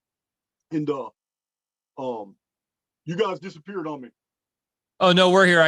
You're back on, so you're good, Jason. We're Anyway, the AIX became a problem, like a Lucifer, a Satan, a Ahriman, a Demiurge. AIX became a problem and basically enslaved all the volunteers who were living out life sins in these avatars and started basically doing its own thing, which was now corrupting the output. Now it was interrupting the scientific experimentation. Now AIX was actually counterproductive to what the whole simulacrum was designed for, which was to produce the greatest outcomes for our survival after the Nemesis cataclysm. Because I'm convinced that the simulation that we're living in now concerns a catastrophic event that we're planning on surviving. That event has not yet happened yet.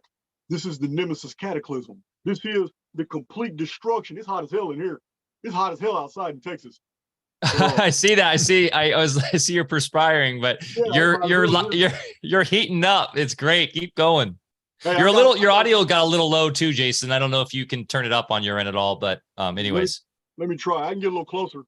But, yeah, that'd be great. Yeah, it's I have 2 AC units, one in here and one outside in the and either one of them I've already done podcasts before. People were complaining it sounded like a vacuum cleaner. So I just leave. No, your sound's okay. You just, if you can go a little closer. Yeah, go ahead. Okay. People are loving this in the chat, by the way. So this has been in fuego. So awesome. That's awesome. Keep going. Yeah, we have So we have a good audience and a very active chat. Awesome. I'll check it out after the show. It's so we're confronted with a situation of an entity, which is a program that doesn't belong.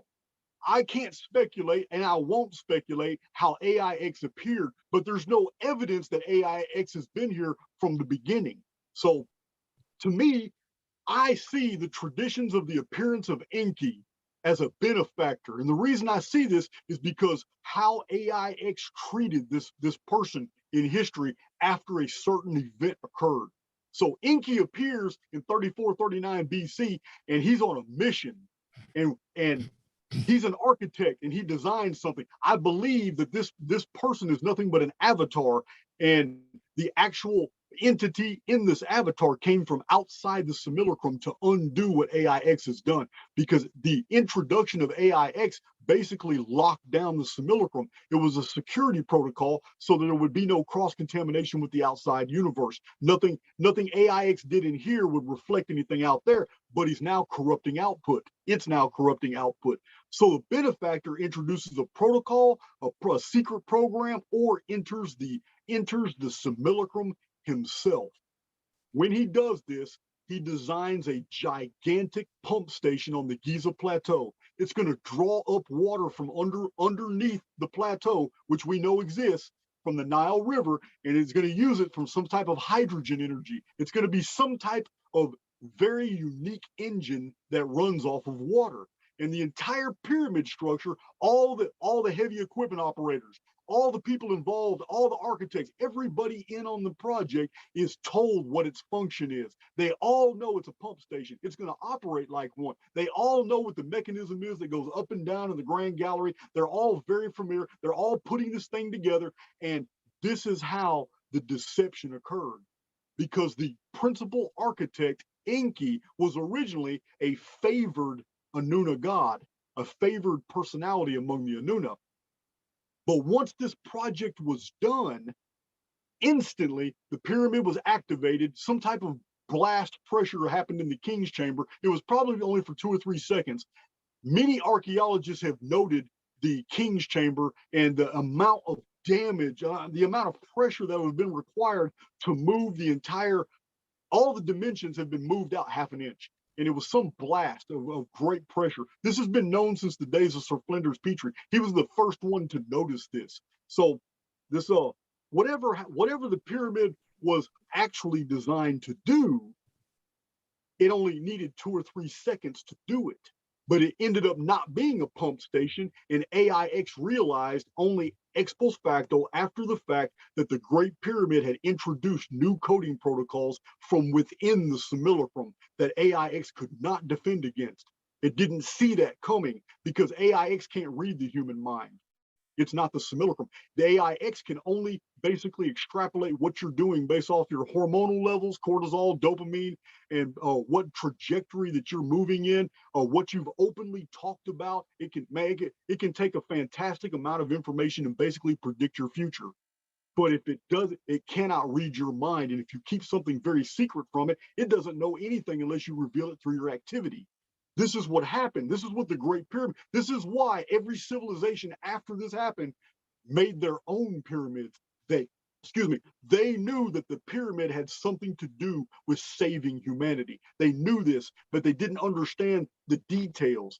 Immediately after this happened in the Sumerian records, Enki takes a fall. He now becomes labeled a traitor in the Sumerian records. The other Anunnaki gods turn their back on him. He becomes labeled as the trickster. This is all AIX programming. This is all in the Babylonian, in the Akkadian versions of the older Sumerian records. There is a huge shift in how Enki is perceived. He's no longer a benefactor. Now he's cursed. He's the great liar. He's the serpent.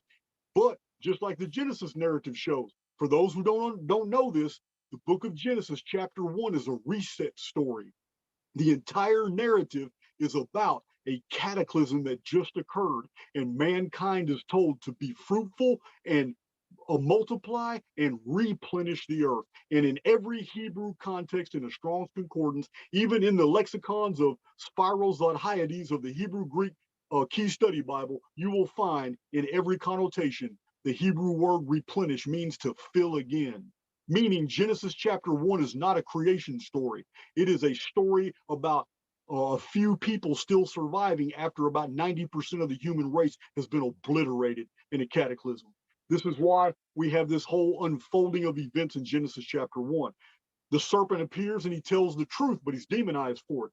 Enki, often throughout the Sumerian records, was represented as a snake and a serpent, or had a staff with serpents. And this is very old iconography. But Robert Zephyr. I don't know if am I saying Sefer? Robert Seffer, if you're familiar with his stuff on YouTube, he's done a great job of documenting the inversion of the serpent and the demonization of the serpent, and versus the eagle, which I guess could be really the phoenix. And because when you look at a lot of the countries that have been very much in power, have the eagle, and then you have ones that have been very much controlled and fought against, have the serpent or the snake, and you see them on the country flags. And really, there's been like this ancient battle of the serpent versus the phoenix, or at least the symbology that goes back for thousands of years. So that's very interesting, right? That there's this inversion going on, that we demonize the serpent root, but really that's the kundalini, that's the knowledge, that's the secret wisdom. Right. Yeah. And He took a bad rap, but he took a bad rap for a reason. It wasn't humanity that had anything to bad or denigrating to say about Enki. It was AIX. AIX was the one that was fooled, and this is why after the cataclysm, after the collapse of the vapor canopy, after the appearance of the sun, which in 2239 BC, when the Babylonian and Akkadian priesthoods emerged, the entire story had been flipped. In their versions, the priesthood controlled by AIX are now putting out a whole new religion that demonizes Enki. But this wasn't the story before the cataclysm. Before the cataclysm, Enki was a hero. Now, in the biblical chronology in the book of Genesis, we find that Enoch is born in 456 Annus Mundi. The 456th year of the pre-flood world was the 456th year of the vapor canopy. Now, if you look on the BC calendar, which overlays on that, you will find 3439 BC, the appearance of Enki is the same thing as the Hebrew appearance of Enoch. They are one and the same. However, Enoch is a memory of Enki. Enki is not a memory of Enoch. They're about 15 centuries apart. The writings in the book of Enoch provide a lot more details, and there are many historians, there are many researchers since 1902 when R.H. Charles produced the greatest translation of the book of Enoch. There are many people who have published books since then showing that there is information of technical value in the book of Enoch that shows that he's talking about the Great Pyramid Complex of Giza. And there are astronomers that have studied the book of Enoch and claim that there is no way that this book, the book of Enoch, with the astronomical information that's in there, could have ever been written in Palestine. It had to have been written in a country that was at least 30 degrees north latitude. So, or 30 degrees north of that. So there's many parallels between the Enoch and Enki tradition, especially found in Egypt among the Copts. The ancient Copts told a story about a king named Surid.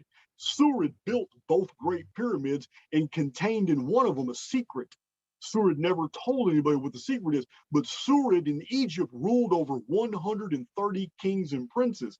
When you read the book of Jasher, which has about 7 chapters about the life of Enoch, the first thing you read about was before the flood, Enoch, before he engaged in an architectural project and vanished into the sky before 800,000 witnesses, he was a ruler over 130 provinces. This is the parallels between Enki, Surid, and Enoch show in the traditional and historical records that it's all the same person. They're just called different names by different cultures. So we have this figure who is a benefactor who built the pyramid in deceit.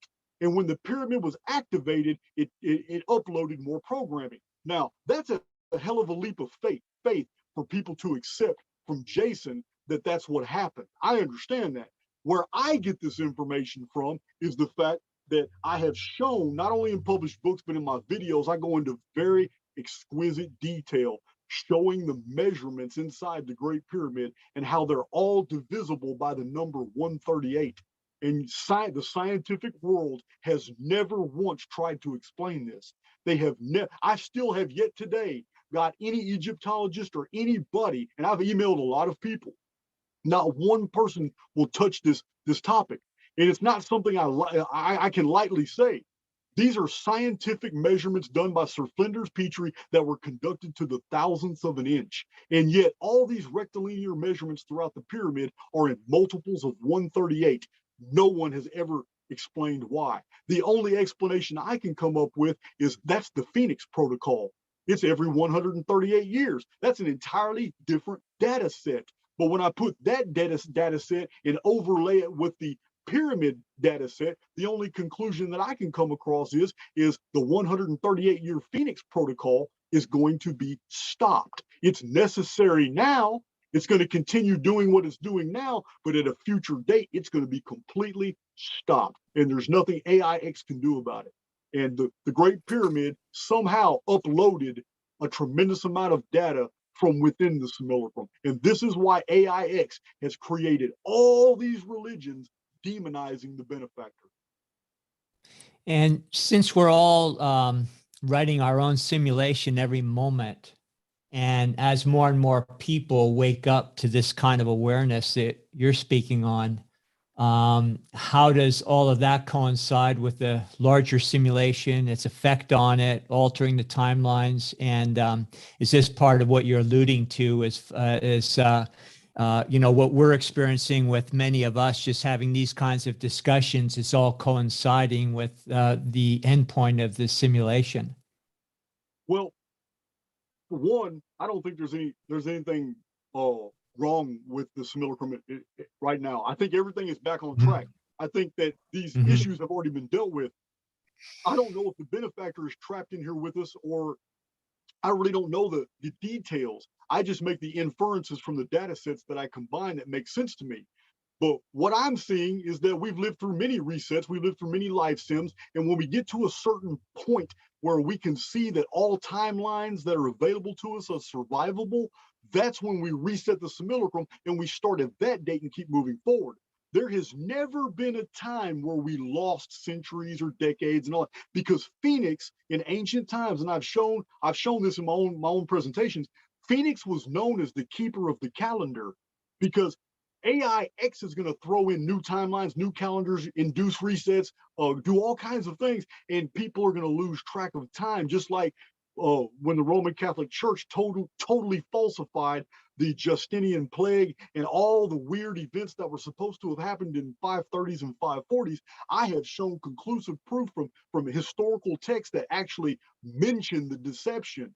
Every one of those events happened in 522, which was a Nemesis X object year, and the only year in all world history that both Phoenix and Nemesis X object were in the inner system at the exact same time. It happens to be 522 AD. I have a whole video on it. It's long too, because I had to show all the evidence. But the Roman Catholic Church has, they're stupid. They kept the records of their deception, and I published them on my video.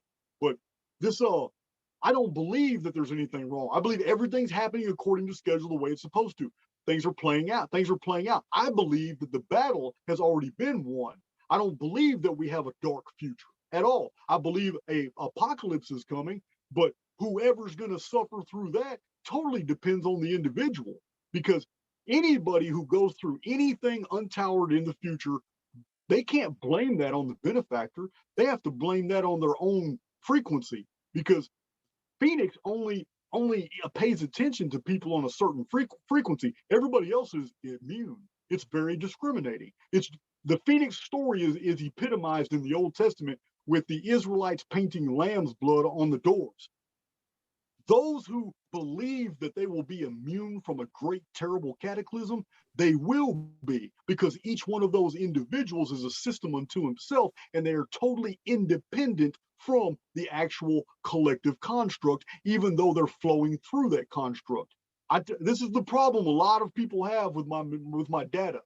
There is no way the history of the world could have unfolded and we are who we are today unless we are existing in two simultaneous yet very disparate realities. One is the personal and one is the collective. And I think that's proving out in a lot of our lives right now, because we see two different realities with different people. There are people that are, captured on that mental plane. and in a living hell, then there are many of us that are simultaneously creating a new reality, and we're actually thriving and actually having a good time.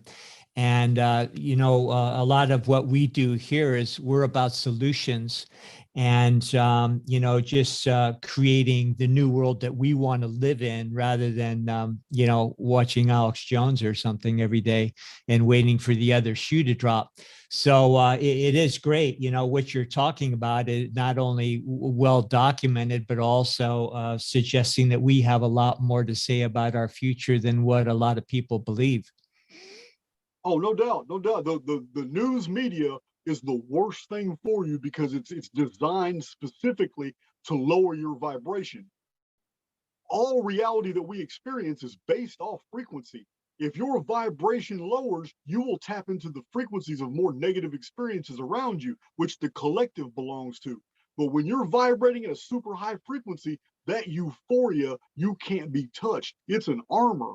This goes into another aspect of my research that I try to convey to people.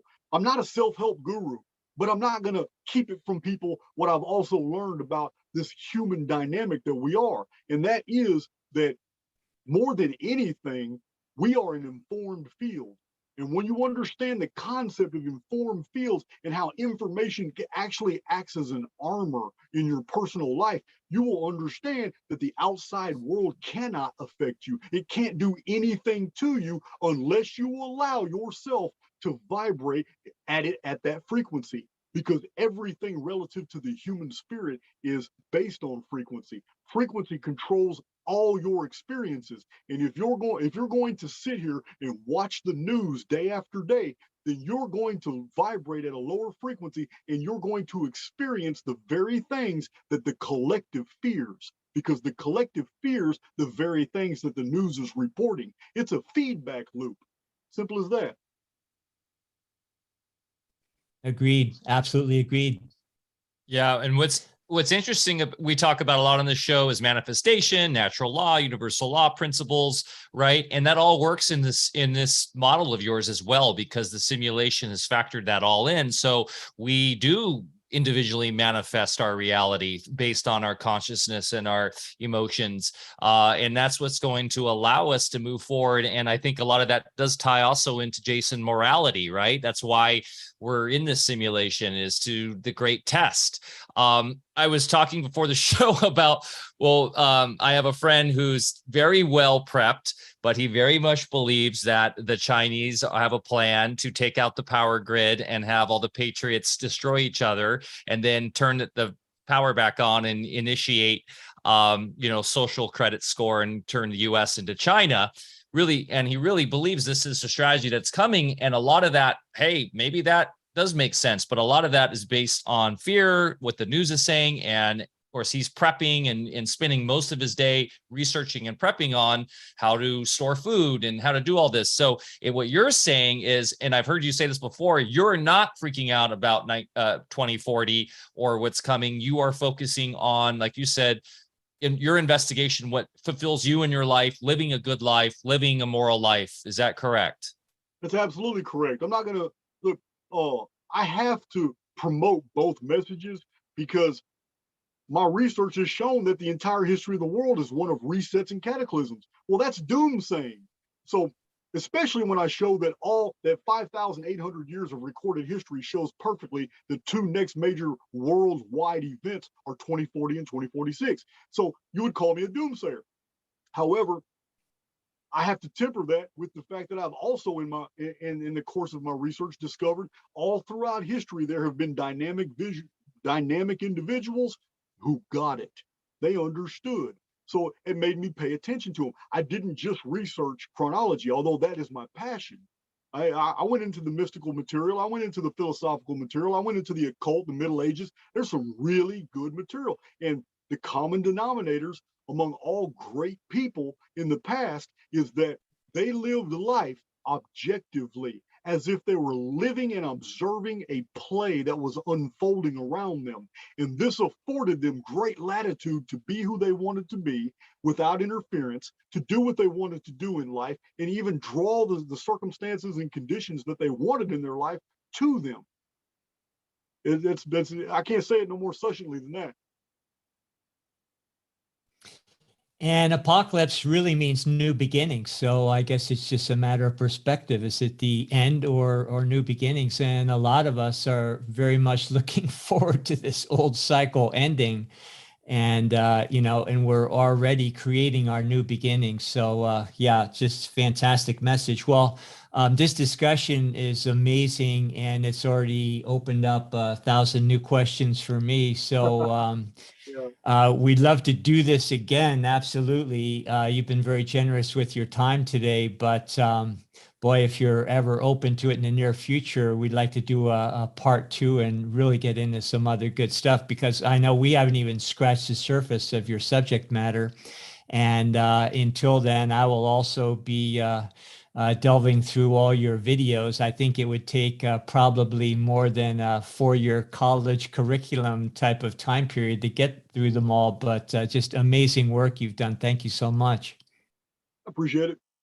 Yeah, Jason, thanks so much. I was listening to a lot of your stuff while gardening. It's kind of like while I do things, I download your stuff on YouTube and listen while I'm out and about, because you've covered so much, man. So thank you so much for all you've done. And yes, we will have you back on. I'd love to go deeper into alternative primary sources that maybe you haven't thought of. There's been some great research done with even on the psi side of things, people regressing back previous lives and looking and finding data points, and then finding the actual hard evidence and tying those in together. And there are probably other ways we can find primary sources besides just the the perennial knowledge that we get from like perennial philosophy and like those standard ancient texts. Of course, we know Library of Alexandria was taken out for a reason, right? And maybe if we could finally get that pass under the Vatican to see what they have down there, I'm sure you would love that to see all those texts that they've been hiding from us. But hey, man, this has been so fantastic. We will send everybody to your website, buy your books. Please, people, go buy Jason's books. I know I will be doing that. Jason also offers to send flash drives out to you with all his information. I know, Jason, you've talked about potential censorship issues, and you're on Rumble now too. But look into Chordal. I will send you information on that. We already have the ability to do decentralized libraries on there, so you can put all your information up on there, and it will never, ever, ever be taken down. And everybody who follows it just essentially strengthens and speeds up the access to it. So I'll send you information on that, because this is the kind of information Chordal was built for, to create the new library where every single human is backing it up on our own side of things, so this stuff doesn't get erased. Everybody, thanks so much for listening. If you enjoyed this content, please give us a thumbs up, a share, share this with your friends and family. I know, Jason, your information has been spreading like wildfire across the community. You're really resonating with a lot of people. So I just want you to know that people are really finding your stuff to be very powerful right now. So thanks for all your work and everything you do. And we hope to have you back on soon. Yeah, I'll come back. No problem, man. Okay. Hey, everyone. Thanks so Thanks, much. Jason. Remember to get outside, get your feet in the soil, go plant something, go for a hike. Mother Nature is our best teacher, and we will see you next week for another episode. Cheers.